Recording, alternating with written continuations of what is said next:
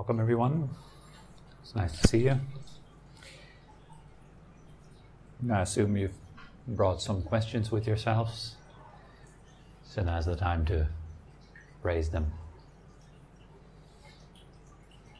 Any question is good, as long as it is practical and of interest to you.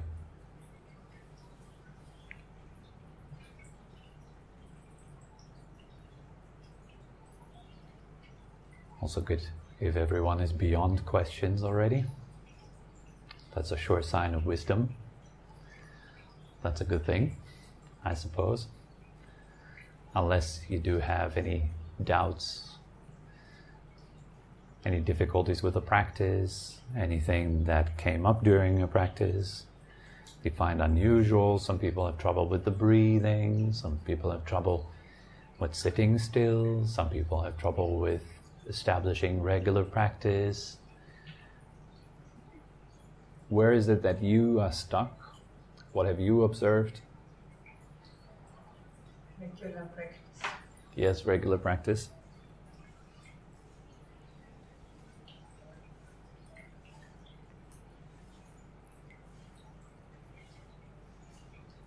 So why is it that you think I you... get stressed. When I'm not stressed or something, I have a quite regular practice. As soon as I become stressed and overstressed, slowly it becomes less, and it doesn't stop from one day to the next, but slowly. Yeah. So as soon as things become heavy, we quickly drop our ideals and we go to what we're used to. So maybe we still practice something, right? We always practice. We can't really say that we're not practicing. You're practicing every day something.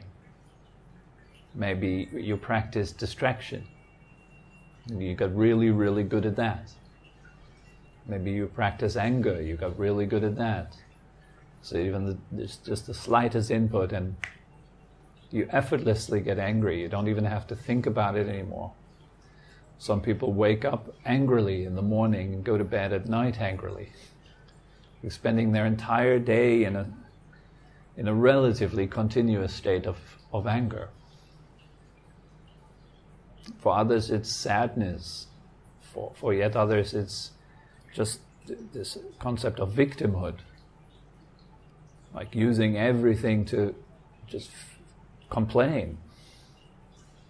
Like life is unfair, this is bad, why does it happen to me, why always me?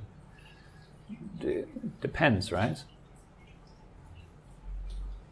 So this is all of this is considered cultivation, it's a practice. But if we knew exactly the law of cause and result, we might change the way we practice. Like if we knew, for example, that a certain type of thought gives rise to tension, negative emotion, illness, conflict, friction, loneliness, rejection, etc. If we knew that it is due to our own doing and our own thinking and our own perceiving that we generate and form or shape the world as it is experienced within ourselves, then we might change our thinking. We might change our doing. The Buddha was known as Kammavadin, which means a teacher of action. Vadin here means a teacher. Kamma means action. Karma. Karma means action. This whole path is about action. It's about what you do. This doing is a very particular type of doing. It's a doing of letting go. Letting go doesn't mean that you just be. Just be. That's a very comfortable excuse for many people, coming in the cloak of spirituality, but actually being an escape. Like, I don't want to take responsibility, so just being. It's comfortable, it's easy, and I can just evade the various things that would benefit me and others. But I can continue living my ways. I wouldn't have to really confront the issues that underlie all the things I do. So this is not the path to just be. Neither is the path to just do. The path is a path of balance. It's always important to strive for balance, to find balance. If you browse the internet nowadays, you'll find a whole lot of teachers talking about, well, it's just about celery juice. It's like if you only drank celery juice and nothing else, you'd be all super healthy.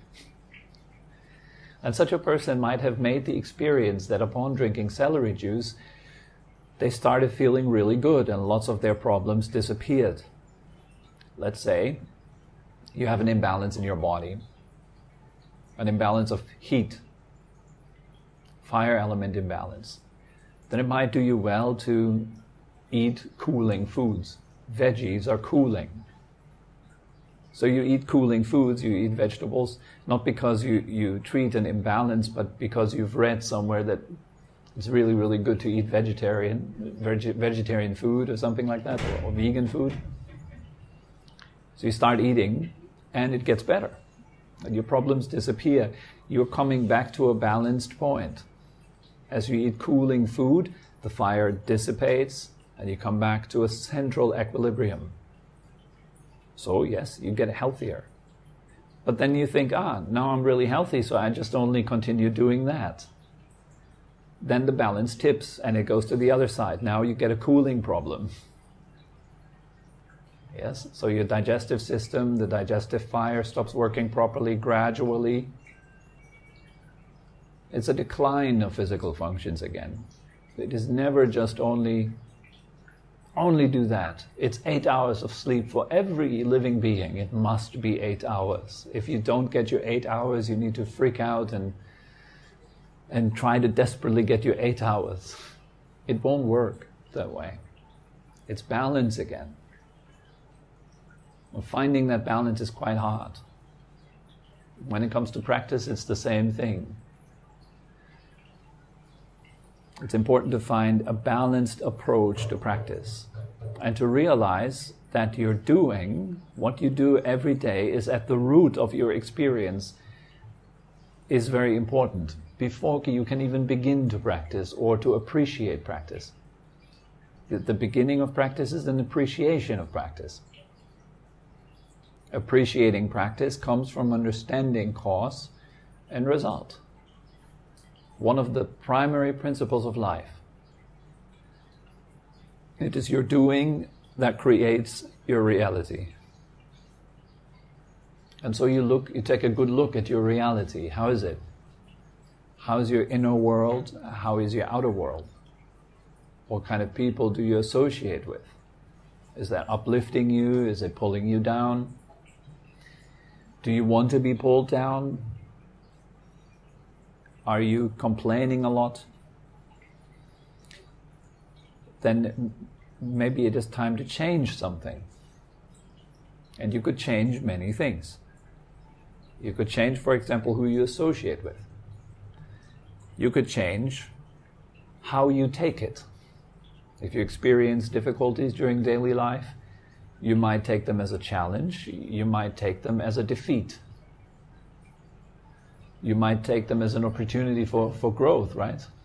So here's something that could teach me something about myself.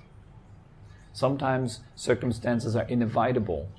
Sometimes you just have to use a lot of time during your day for work. But the question is, do you still have to carry the work with you on your way home, on the motorbike, in the car? Do you have to carry it with you when you're going into your bed? Do you have to carry it with you when you wake up in the morning and you enter the shower? Do you have to constantly occupy the mind throughout every single minute of the day with work? and problems. Is that necessary? Or could there be some space for practice? And you might not make it to have a regular kind of schedule. Maybe some people are traveling a lot, others have very irregular kind of weekly schedules with work. So it becomes quite difficult to establish this kind of regular thing that most people think of when they think of regular practice. 1 hour in the morning, 1 hour at night time. Or 30 minutes. Up to you, right? Many cannot do that. Maybe you can. Maybe it's about going to bed a bit earlier and waking up a bit earlier. Maybe it's about turning off the phone 2 hours before you go to bed. Like, what is it that eats away your time? Also, that's important to figure out. How do you spend your 24 hours every day? We all have 24 hours. A part of those 24 hours you will spend at work, traveling to work, right? Then another you will probably eat, right? You cook something for yourself, you eat. You wash yourself maybe. For some other times, you just rest, relax. And then there's entertainment as well, probably. Then there is going out with friends, maybe. So there's all different kinds of things that we do throughout the day. Maybe you spend time alone. But what kind of company are you for yourself? Sometimes I say, well, you become the person. It's like you are the summary of those people that you spend most of your time with. And then some say, oh yeah, lucky me, because I'm mostly alone. Yeah, maybe that's really bad news. Maybe you're really bad company for yourself. Have you considered that? Maybe it is yourself that pulls you down constantly by the way you think about your life. Could you think differently about your life? Is that an option? Could you stop thinking? Even better. Could you literally just stop wasting energy making words in your head and just being there quietly? Or maybe phrase it a little bit differently. Could you think when you need to think? And when would that be? Just if you would think only when you needed to think, what kind of thoughts would fall away then? It's probably most of the thoughts throughout the day. If you'd ever had a good look at the way you think, do you think that you're thinking in very structured ways? Is it really solution-oriented, or is it just an endless complaining or nonsensical stuff? Sometimes I have like a moment, or a lot of moments, where I'm realizing that I'm not thinking in a productive way, where I just feel like I'm sort of powerless to stop it. So I'm like in this prison and I'm watching myself like, what are you doing? Why are you doing this? And it just happens like a movie almost. Yes. It's horrible. I'd rather be ignorant like I was before. Careful what you wish for. Wishing for ignorance, that's a tough one. Wish for more wisdom. It is very often the case that when you start to practice and you become aware of the mess in your head, that it seems like it's getting more. It's not really getting more, it's just your eyes are opening up more. The room is filled with more light, so you see things more clearly now. It's good.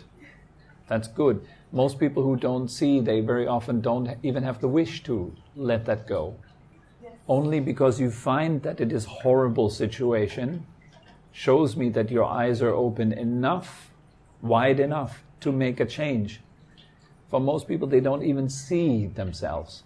They don't even see the mess in their head. So, therefore, they don't have an incentive and a motivation to do serious work on themselves. Here we come back to the motivation for practice. Practice has to be something that you're pushed to. It's your priority every day. It doesn't matter where you are. Your mind tells you, back to the breath. Where is your breath? Come to the breath. Your mind is constant. It's an obsession with your breath. You don't have time for anything else. You don't want to think about anything else. Back to the breath. Every single moment that you're alone or with people, when you're listening to them, you're listening with your breath. You're receiving a person with your breath. You're just constantly with your breath. You're like this mad kind of scientist which is constantly plotting a way to find a solution to the problem. Like Einstein, right? What is light? One of the questions Einstein was asking himself is, what is light? Like who would go into an obsession about that question to find the answer? It's very rare that people do that. Most people might ask themselves, like, out of interest, what is light? They maybe Google it. Then they find a cryptic answer of what light is, then they're just like, okay, forget about it. And that's that. It's just like barely touching us. But in order for you to really establish a powerful practice that lifts you up, you have to see your suffering first, very clearly. So clearly that you're seriously fed up. Then you have to have faith in the practice. So based on your own experience, that you know, like, okay, if I'm with my breath for the next 10 minutes continuously, I relax, I feel better, I'm more calm. Yeah, that seems to be a good way. If I'm thinking about how awful I am, my work is, my friends are, my life is, for the next 10 minutes, I will feel horrible afterwards. So it's really like no suffering. You need to know that how you make yourself suffer. It's one of the primary motivations, it's suffering. You realize you're suffering. And then you develop this very strong wish to get out of it. To really get out of it. Like there is no more compromise. You're not like with one foot over here and the other foot in the practice. Both feet hop in. You fully commit. It's not anymore like dancing back and forth. Sometimes practice, sometimes not. It becomes this full-on thing. Gradually. Yes? Do you really have to suffer to be able to jump in with both feet? Yeah. Sometimes I worry, I haven't suffered enough. I'm scared. I don't want to suffer more. Yeah. So good. So you've already much more committed. It's gradual, see? It's not like, oh, you have to go and seek it out. It'll find you anyways, right? So, and when it finds you, then it gives you more fuel, it gives you more spirit to do what truly helps you. And that is what we then do. You seek out what truly helps you. You have to be very watchful and discerning. Does this actually help me? Or does it just put a band-aid on top of the wound? Is it just kind of like looking nice? Or does it go to the core? Is it asking the tough questions? Or is it telling you nice stories? You have to discern, watch carefully. But there is a lot of things in this world that are like making you forget your suffering for a little while. That's not the path. The path is, oh, there is suffering, and you look at it, you understand how it works, and then you drop it. And all the way you see it arise, and you see it disband and pass. What most people do is when the suffering arises, they run. We go to something, some distraction, some quick fix. And it works. But the way it works is it just kind of postpones it for a little while. It puts it to sleep,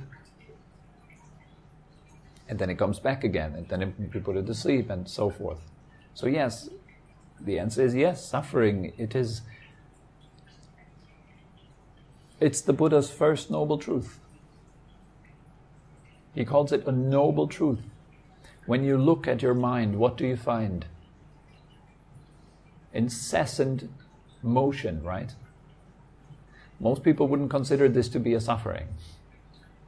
They would not think, oh, my mind is moving constantly. That seems like normal, right? Let's call it normal. Now, only when you ever had one time the experience in your life when the mind stopped moving. Did you? How was that? It's good. Why is it good?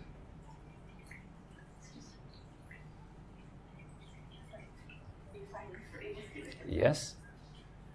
So then, if you enter that state, then you come back to your normal everyday state. The normal everyday state starts to feel unbearable. It's like, oh my goodness, like now you have a contrast. It's like, wow, I could feel so much better than I am. Now you really... I don't know what to do too. I'm like, I can see and I've experienced it, but I'm still stuck in this like hell. Yeah. And I don't know what to do to move forward from that. Well, move inward, not forward. Forward is time. As soon as you move forward, you try to move away from something, towards something else. Forget something to move forward to. Stop moving. What do you find when you look at your breath right now? Just the in-breath.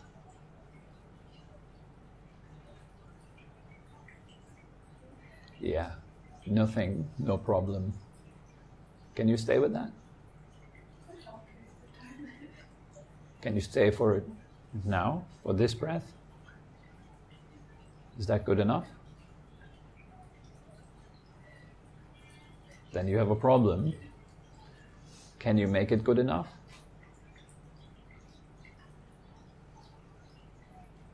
Just let go of anything else. It's good enough. This breath is good enough. You are good enough.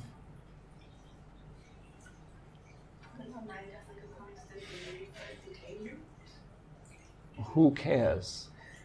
There is something in you that cares about the mind's need. Isn't that the case? Why? The mind has endless needs. Why bother? Why not just come back to the breath? Let the mind have its needs for a moment there. Tell your mind, go ahead, you can have as many needs as you want. Give it freedom to have needs. Stop oppressing it with demands. Just come back to the breath. Just this in-breath. And then this out-breath. Relax a little when you breathe out. Let go of the tension in the body. Become a bit softer.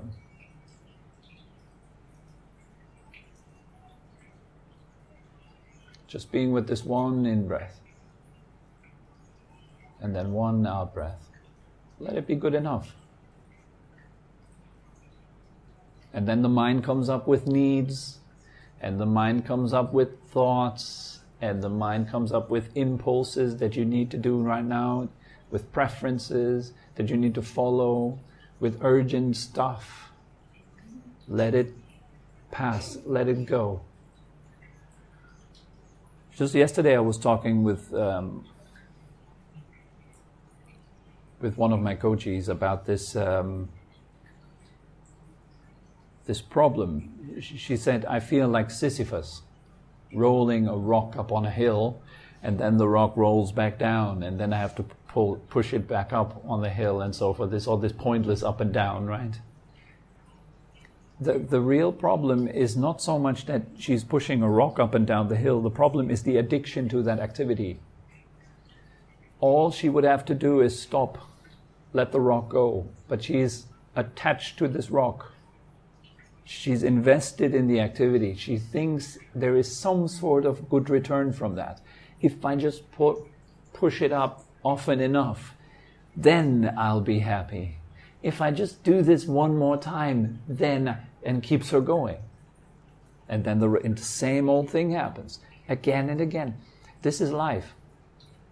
Don't you recognize that pattern? How many times do you operate on hope or fear, which is the same thing, it's just two different words. Hoping for, fearing that. It's all in the future. I hope that I will at some point arrive or achieve or become something, someone better than it is now. That's the flaw. Now is like this. It is truth. It is undeniable. And all we need to do is let go of that rock. It's that activity that is pointless. And all of a sudden you have a whole lot of extra energy that you could use to benefit yourself and others in so many ways. Then your existence would become a true service because you're not occupied with your rock anymore. You can then actually help. This is the power of this path. But we all do this with the rock all the time. The rock of thoughts. Trying to get somewhere becomes something and then end up disappointed again. You just get to the point that you wanted to get to. What do you find? Like more of the same. And then we chase again. And we get again and then...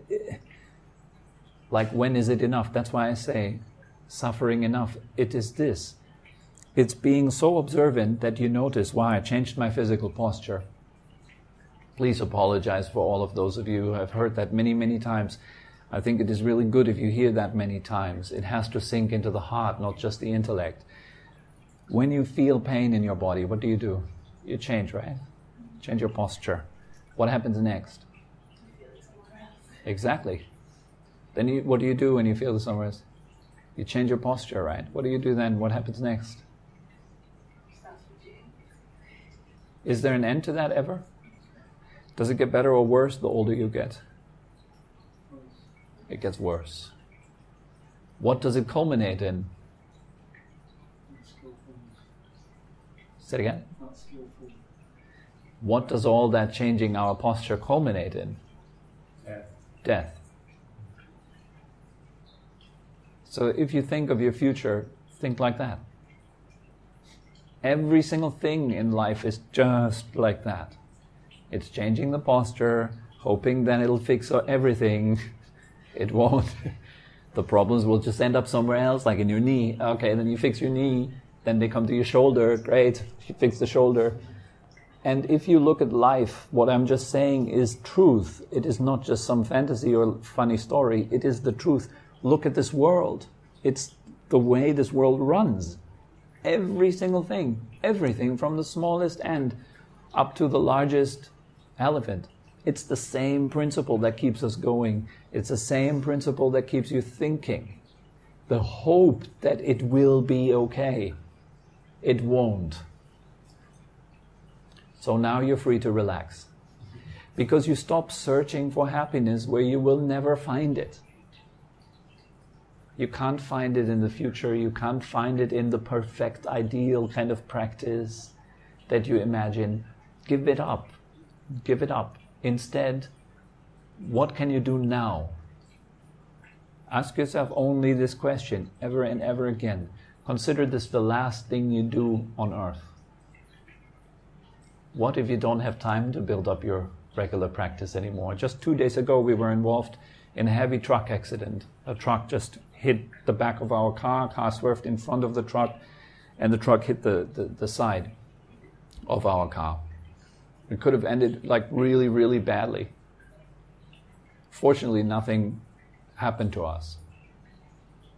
But it really showed clearly that you have so many thoughts, so many ideas, and it's just a few seconds and that's it. You end up in a wheelchair, you end up dead. You lose everything you care about, just a few seconds.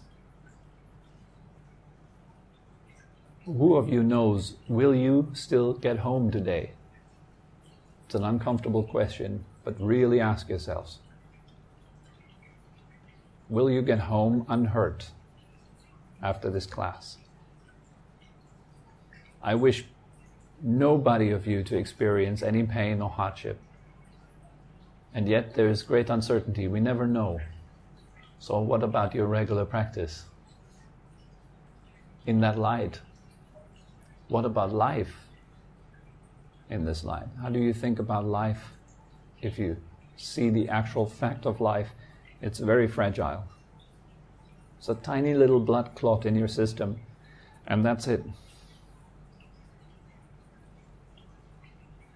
When you go to sleep tonight, do you know if you wake up again? When you wake up in the morning, will you go back to bed again? It boils down to this one question: what am I doing right now? What am I doing right now? And then be honest. Am I complaining to myself? Could you stop that? There's a very good method, it's called Sedona method. It's based on 3 questions. Could I let this go? Could I let this go? Could you let go of your pain? Could you? The word could indicates a possibility. Is it a possibility for you to let go of hurting yourself over and over and over again? If your answer is yes, the next question to ask yourself is, would you let go? Would you? That's not an easy to answer question. Most people without reflection would say yes. But then their actions, they say the opposite. They keep doing the same thing that gives them pain, even though they say, I would let go of. So would you really? It's like asking Sisyphus, would you let go of your rock? And Sisyphus would say, yes.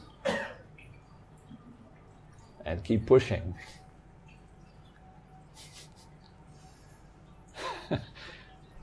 I'm working with a lot of people, including myself, and this is exactly the problem. The addiction to suffering, the addiction to pain, the addiction to a me that feels a victim, the addiction to a me that is weak, that can complain, that finds somehow some comfort in all that, in your story, the story you keep telling yourself day in and day out, and that you listen to also. You're not only telling your story, you also listen to it, like being totally enchanted by it. Me and my story. When will it ever end? My suffering.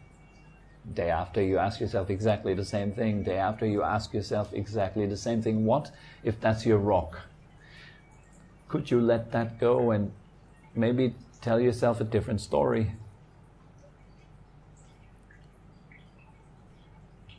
Why would you not?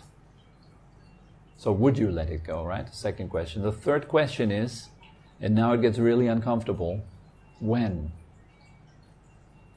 You say yes to the first question. Could you let it go? Yes.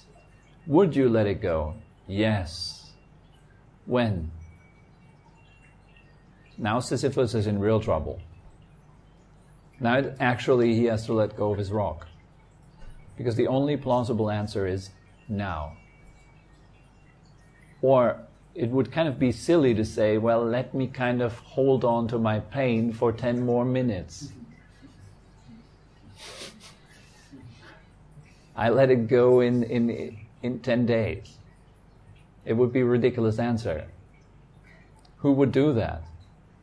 Like if it was an actual visible pain, like you would hit your knee with a hammer continuously, and I would say, could you stop that? And you said, yes. Would you stop it? Yes. When? In 10 minutes? What extra does this 10 minutes, what do you get out of them? See, that there is buried in that answer, in 10 minutes, there's buried your hope. You hope that there is something in this rock. You hope that there's something in your suffering You just need to endure it a little bit longer, and then you will be happy. You won't be. Let it go now. For me, it's fear of the unknown. So, like, if I've been hitting my knee all my life, I don't know what if it's worse if I stop. So if you have fear of the unknown, then what about the known? Why don't dwell with what is known? Because the unknown, it's out of reach. What is the known? Suffering, but it's comfortable. What is the known in this moment?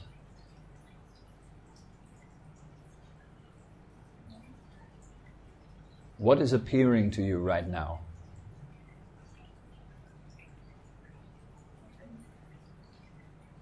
Nothing? How about sounds?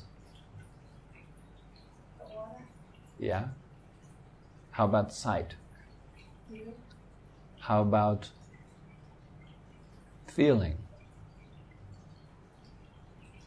Just sensations, yeah. Is any of that a problem? So why not stay with the known, the truth of this moment, rather than fiction? The idea of you having fear of the unknown, is another story. Could you let it go? Well, there's the sound of water. It's waiting for you. It's peaceful. There's your breath. There's your life waiting there. That's what happens when you let go of your pain. You get to experience your life. Most people are unavailable, so unavailable, pushing their rocks. They don't know that they're alive because they're trying to find life at the end of the work, at the end of the thing somehow. Come to life. It's waiting for you. Truth is right here. There's feeling, there's sound, there's smell, and it is just that. Can you stay with that? It's just so simple.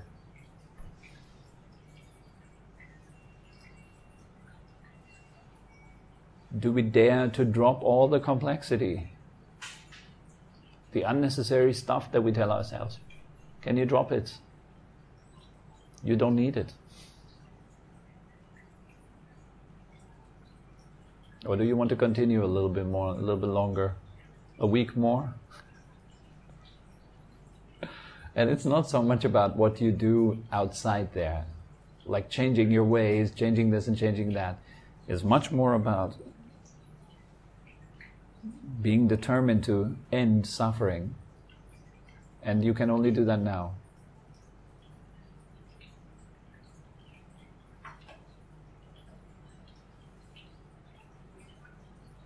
And then again, just drop it. That's the full commitment. You drop everything except truth. What are you left with?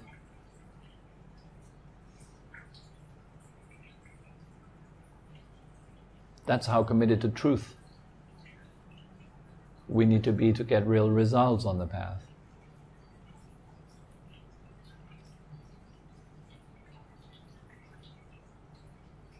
And truth sets you free, as the saying goes.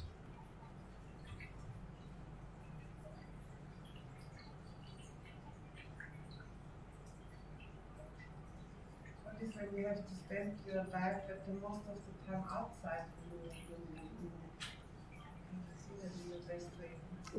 What if this is your last 10 minutes now? Okay. What happens to that question?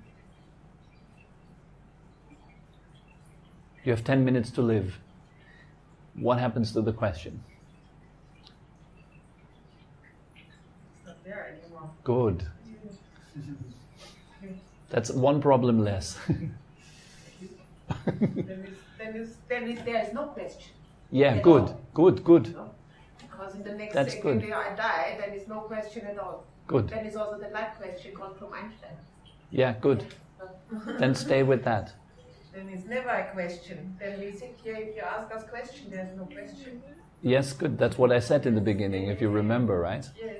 I said, oh, no question, that's good news, I said. That means that wisdom has arisen. But that is not the truth. But very often that's not the truth. Yes. So I'm still fishing for it. So, has wisdom arisen already? No. Could you let go of the questions? Could you maybe ask more directly? Could you let... reach wisdom when we don't have any questions anymore? Well, it is a result of wisdom dawning, that the questions are falling away, yes. So but not... we are not reached the wisdom, we have questions. Exactly. So, and my questions lead you to a state that comes to silence. Do you recognize that? There's a direct end of the problem, right? Can you stand that? That's the point is, can we stand? Oh, no problem. Or is there immediately a but? Can you stand silence? Can you stand it for a bit longer? And then sink into it. Let everything go. Let it go. You don't need your pain, and you don't need the questions to support the pain. Drop everything. Every word, every thought. The question has something to do with pain. Yours, right? No, I didn't ask my question. I asked him, is every question leading to pain? I would say questions are based on confusion, yes. So they're based on a certain form of pain, yes. A seeking. And ideally the answer points beyond the seeking, it points to the finding. Does that make sense? So what we discuss here, for example, is not physics, but it is the end of suffering. So all the questions that are raised here hopefully lead to that. So, and as somebody that asks you questions, in return I try to ask questions that help you to find a point within yourself, just you, not anybody else. Just you, to find a point within yourself that reaches no words. That opens up enough so you can hear the water, the wind outside. You feel the chair you sit on, you notice your breath. And then stay there. And then your mind will come up again. Then drop it again. This is the rock. But this is the rock when you be by yourself, isn't it?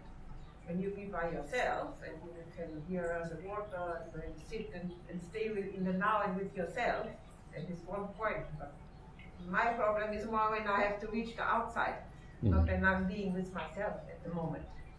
Good. So being with yourself during the day then gives you energy. Yes, I spent yesterday all day by myself. I didn't even open the door. Yes. Only by myself. Good. And today it feels much better. Good, yes. Much better. Good, good. Then So the you... energy, that's the reason why I do it. On my day off, the first day off, if I have more than one day off, then I do other things.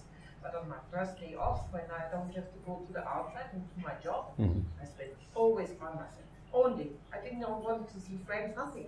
I don't want to go to the phone, I don't want to just be myself, and I feel very comfortable. Very.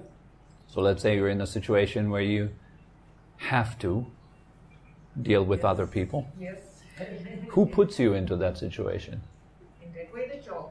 And myself, because I could the job. Uh-huh. See like this. Yes. Yes. So who accepted the job? Me. Yeah. Of course. Who stays in it? Me. Yes. So nobody is holding you there, right? The principle is completely 100%, 1000%, millions% me. so if you notice, to give a practical answer onto what to do during everyday life, that when you're in a situation like this, can you change the situation? If you can change it, then change it. If you cannot change it, because sometimes we cannot change it, maybe there is no other job, maybe it's the only thing you can do at the moment, then does complaining help about the situation? No, of course not. That is what I do when I go by myself. Yes. Anytime when my brain starts to go to the work, I try to be conscious and aware that, no, come back. Excellent. I'm not at work. So there you go, yes. I do that. Otherwise, I become reckless in my head. Yes, for sure. Yes. No, that I try to do as Good. much as possible and as much as I can. If you see that as a practice, then I still practice. Very good. That it is practice. I'm not practicing in the way like here, sitting and this one. Yes. This is fair enough. Sometimes we don't have time for that. Yeah. If that is the case, well, then you do it whenever you can, and whenever there is some time, you just do your practice. But I'm also on the motorbike, going home and excellent. thinking still about the work. No, you're not at work anymore. Something like this. Yeah, good. That I do constantly. Otherwise, I think I would sit already in the in the Zwangsjacke. The straight jacket. Yes. Yeah.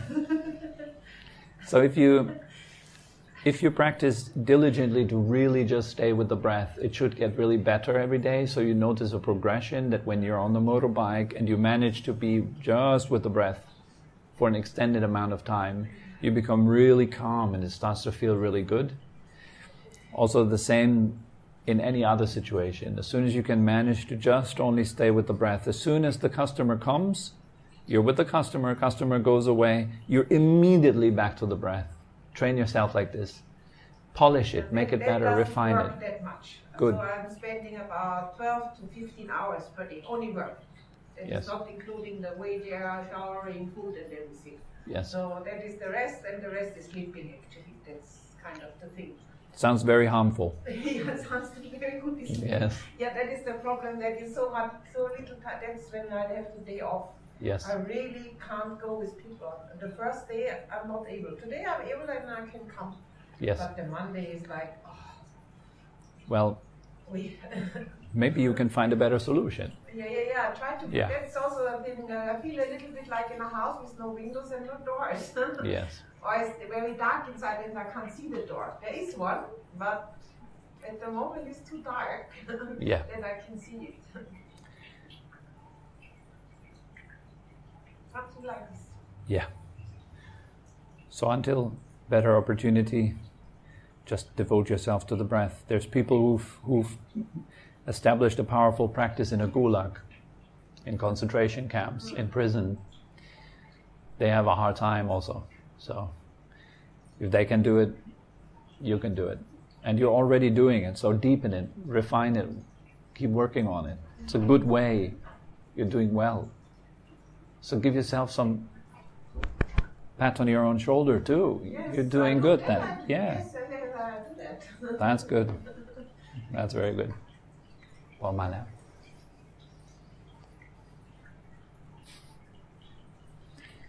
So yeah, I think that's probably good enough for today. Thank you very much for coming.